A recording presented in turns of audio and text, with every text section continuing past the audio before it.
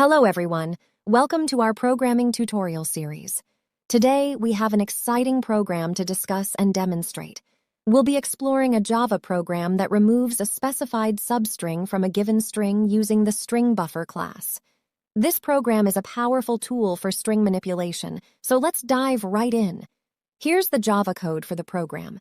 It's a concise implementation using the buffered reader and input stream reader for input operations, and the StringBuffer class for efficient string manipulation. Let's break down the program and understand how it works step by step. First, we import the necessary packages and define the main method where the program execution starts. Within the main method, we prompt the user to enter a string and a substring to be removed. We utilize the buffered reader class to read the inputs from the user. Next, we create a StringBuffer object called str1 and initialize it with the input string. This allows us to manipulate the string efficiently, unlike the regular string class, which is immutable. We declare different variables, namely, L1 contains the length of the input string str before any modifications. L2 contains the substring sub. L represents the current length of the modified string, star1. I acts as an index to iterate over the characters of str1. Flag acts as a flag to indicate whether a match for sub has been found or not.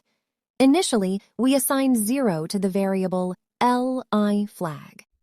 We calculate the lengths of the input string and the substring and store them in variables L1 and EL2, respectively. To ensure the validity of the substring, we check if the length of the substring is greater than the length of the input string or if it is less than or equal to 0. If either condition is true, we display an invalid substring message. If the substring is valid, we enter a loop to search for occurrences of the substring within the string. In our case, our substring is valid, so move to the else part. Before moving further, first, let us understand how substring work. The syntax of the substring method is as follows: substring int start index, int end index, start index, the index at which the substring should start. It is inclusive, meaning the character at this index will be included in the substring. End index, the index at which the substring should end. It is exclusive, meaning the character at this index will not be included in the substring. Substring method returns a new string that represents the extracted portion of the original string. Note, it's important to remember that the indices in Java are 0-based, meaning the first character of the string is at index 0. In the given example, we have a string str that is equal to hello world. We call the substring method on this string with a starting index of 3, inclusive, and an ending index of 8, exclusive. This means the substring will include the character at index 3, but not the character at index 8. In the original string, so we take the characters from index 3 to index 7, which are L, O, comma, a space, and W, respectively. Now let's go through the iterations of the loop and understand how the substring comparison and removal process works.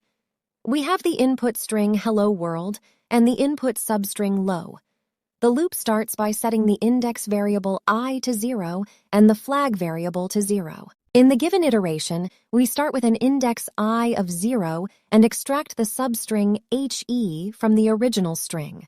Since this substring does not match the desired substring, we calculate the length of str1 and store it in the variable L. Then, we increment I to 1 and check if the condition L-I greater than or equal to L2 is satisfied or not. As the length of the string L is 13 and the new value of I is 1, we have 13 minus 1 greater than 2, which is true. Therefore, we proceed to the next iteration. With I equal to 1, the extracted substring becomes EL, but it still does not match the desired substring. We increment I to 2, and we have to remember that the value of L should not change until the match is found, because right now we are only iterating through the loop and not removing any characters from the string. Okay, guys, I hope you understood now. Let's check the condition again. Since 13 minus 2 is greater than 2, we continue the loop. In the next iteration, with I equal to 2, we extract the substring LL. However, it also does not match the desired substring. We increment I to 3 and once again check the condition. As 13 minus 3 is greater than 2, yes it is. So the loop continues. Finally, with I equal to 3, we extract the substring LO, which matches the desired substring LO. When a match is found, the program executes the code within the if block, which includes deleting the matched substring from the StringBuffer object using the delete method and setting the flag variable to 1 to indicate that a match was found. After executing the code within the if block, the break statement is encountered. This statement causes the program to exit the loop immediately. In this case, after the break statement, there are no further iterations of the loop. The program continues with the next line of code, which is outside the loop. We check the value of the flag variable to determine if a match was found or not. If the flag is 0, it means no match was found, and the program displays a no string message. Otherwise, if the flag is 1, it means a match was found, and the program displays the modified string by appending new string to it. And there you have it. The iteration process in the substring removal code has been explained, revealing how the matching substrings are detected and removed. If you found this video helpful, don't forget to like, share, and subscribe to our channel. Stay tuned for more programming insights and tutorials.